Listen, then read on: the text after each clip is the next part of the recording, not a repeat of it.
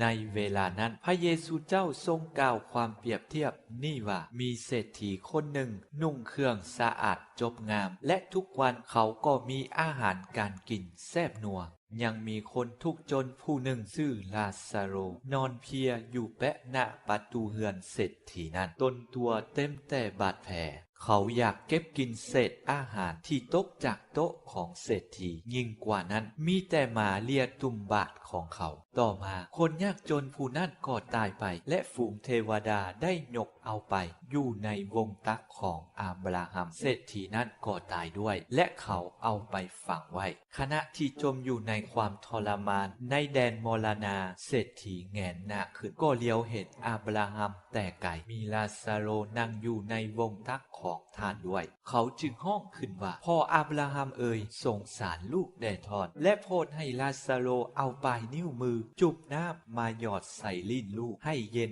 จักหน่อยแด่ย้อนว่าลูกถึกทรมานในไฟนี้อาบราฮัมตอบเขาว่าลูกเอ๋ยจงระลึกว่าเวลายังมีชีวิตอยู่เจ้ามีความสนุกสบายหลายส่วนลาซาโรมีแต่ความยากลำบากบัดนี้ลาซาโรอยู่นี่ได้รับความทุเลาบรรเทาส่วนเจ้าก็ถึกทรมานนอกนั้นระหว่างพวกเฮากับเจ้าก็มีเหวใหญ่เหวหนึ่งขั้นอยู่จนว่าผู้ที่อยากออกจากบ่อนนี้ไปหาเจ้าบ่สามารถผ่านไปได้และจากที่เจ้าอยู่ก็บ่มีไผผ่านมาถึงพวกเฮาได้ด้วยเศรษฐีเว้าต่อไปว่าลูกขอไหว้วอนทอดยาพ่อเอ๋ยโปรดให้ลาซาโรไปเฮือนพ่อของลูกให้แด่ย้อนว่าลูกมีอ้ายน้องอยู่5 คนขอลาซาโรเตือนพวกเขาเพื่อบ่ให้พวกเขาต้องมาในบ่อนทุกข์ทรมานนี้อาบราฮัมตอบเขาว่าพวกเขานั้นก็มีโมเสสและบรรดาปภาสกอยู่แล้วให้พวกเขาเชื่อฟังพวกท่านเถิดเศรษฐีตอบซ้ำว่าบ่แม่นสั้นดอกพ่ออาบราฮัมเอ๋ยแต่ว่า